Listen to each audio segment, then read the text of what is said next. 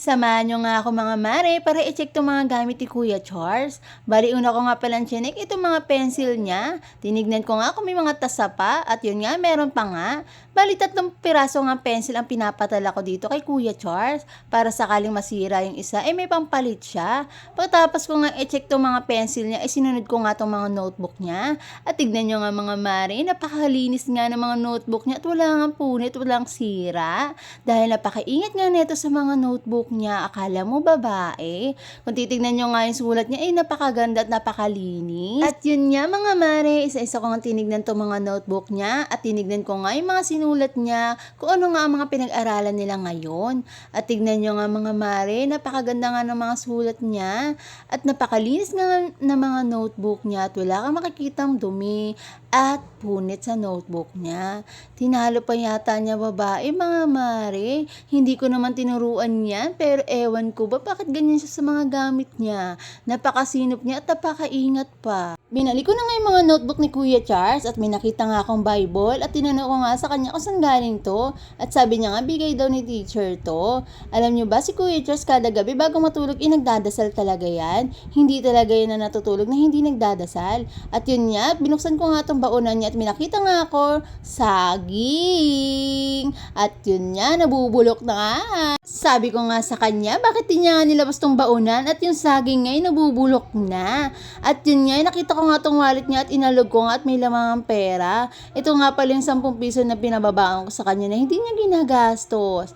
At yun nga, nagpainit nga ako ng mainit na tubig dahil nga malamig nga daw. Gusto nga daw niya maliligo siya yung maligamgam yung tubig. At tignan nyo nga, pagpasok ko nga sa kwarto, nakahiga pa nga. Sabi ko nga, maligo na siya at ang tanong niya kung okay na ba daw yung mainit na tubig. At sabi ko nga, hindi pa at sabi niya, pabulag-bulag pa daw ako.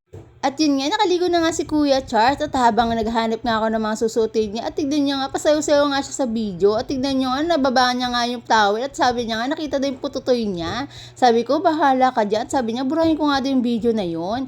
Pero hindi ko taga binurayan, tinakpan ko lang. At pasensya niyo na kung pulit yung sando ng anak ko. Pasensya niyo na kung hindi ko nga natahi yung sando niya. Dahil nga, nagmamadali na nga kami niyan dahil late na nga kami. At hindi pa nga siya kumakain niyan. At tingnan niyo nga, pasayo-sayo pa nga siya niyan. At yun nga, nagsuklay na nga siya, tagpapogi na nga sa salamin. Kala mo talaga, binata yarn. At yun nga, ito nga nilalagay ko sa kanya, yung off lotion, para hindi siya madadapuan ng mga lamok sa school, dahil uso nga ang dengue ngayon. Kalimutan ko pa nga siyang lagyan ng bimpo mga mari sa likod. Kaya nilagyan ko nga siya ng bimpo sa likod dahil sobrang init nga sa room nila. At kaya pag uuwi yan, sobrang basa na yung bimpo niya sa likod. Kaya sabi ko sa kanya, pag basa na yung bimpo niya, itanggalin niya para hindi siya matutuyuan ng pawis. At tignan niyo naman yung anak ko, tamad-tamadalin yung bag niya. Kaya tignan niyo ay nagtutumba-tumba na nga yung bag niya. At sabi ko nga, ako na nga lang magbubuhat. At sabi ko nga sa kanya, tumawag na nga siya ng tricycle dahil late na nga kami. Ganito pala kami tumawag ng tricycle, kailangan namin palakpakan. Pag pumalakpak kami, ibig sabihin sasakay na nga kami niyan. Kaso yung palakpak ni Kuya Prince sobrang hina nga, kaya sabi ko ako na nga papalakpak. Para nga kami tumatawag ng kalapate dito. So yun nga, nandito na nga yung tricycle at sana nga walang traffic. Dahil nga ng oras na at malilate na nga kami sa school. At yun nga, pasakay na nga kami sa tricycle at nandito na nga kami sa loob ng tricycle. At sana nga paglabas namin dito sa area namin ay walang traffic. Dahil nga sobrang liit nga ng kalsada namin dito. Kaya minsan yung mga nakaparking yung nagiging dahilan ng traffic. At yun nga, tinatanong ko nga si Kuya Charles kung kinakabahan ba siya sa exam niya. Kasi nga hindi nga siya minsan nakaka-review. Dahil minsan busy nga rin ako. At yun nga, sabi niya nga, basic nga lang daw sa kanya yun. Dahil daw lahat yun ay alam niya. At babasahin pa nga daw niya yun. At diba, nagmamayabangan si Kuya Prince. Pero yung lumalapit na nga kami sa school, napasabi na nga lang siya na joke lang daw yun. Kinakabahan nga daw siya. Sabi ko nga, kaya niya yan, basta marunong siyang magbasa. At intindihin lang niya yung mga babasahin niya sa exam niya. At yun nga, nandito na nga kami sa school. Sabi ko nga sa kanya, mamili na nga siya ng babaunin niya at ito nga Pudgy Bear at Yakult nga lang ang kinuha niya. At sabi ko sa kanya, dagdagan niya yung baon niya, baka kulangin siya. So sabi niya, okay na nga daw yun. At yun yun, nandito na nga kami sa loob ng school. At yun yun, nag-goodbye kiss na nga kami sa isa't isa. Yung tipong akala mo matagal kami magkakahiwalay. Ganyan talaga si Kuya Charles, bago siya pumasok, magkikis talaga siya ng matagal sa akin. At yun nga, habang papasok nga siya sa school, nandito nga ako sa gilid at iintay ko nga siya makapasok sa room. At yun nga, tumingin nga siya sa akin at nagbabay nga. At lilingon nga ulit siya sa akin para magbabay ulit. At habang palayo nga siya, talagang hindi ako aalis hanggang hindi ko siya makikitang nakapasok sa room. At yun nga, habang pinagmamastan ko nga siya at napapaisip na nga lang ako, ang bilis ng panahon, ang laki na niya at grade 1 na nga siya. At yun nga, natumba nga yung bag niya at tumingin nga siya sa akin at nagbabay nga ulit.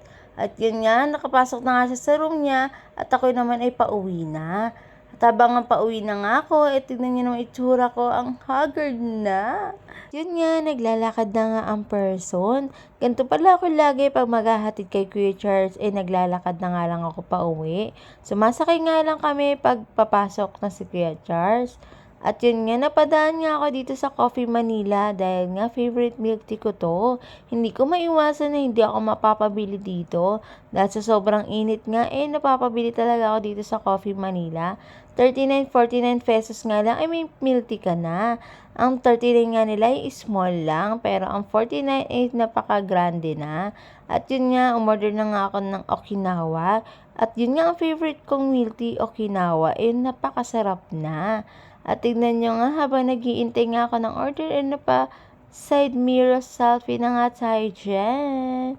At yun nga, nandito na nga yung milk tea at nakuha ko na. At sabay ko na nga siya iinumin dahil kakain pa ako ng kanin. Yun nga, nakauwi na nga ako at ininom ko na nga tong milk tea.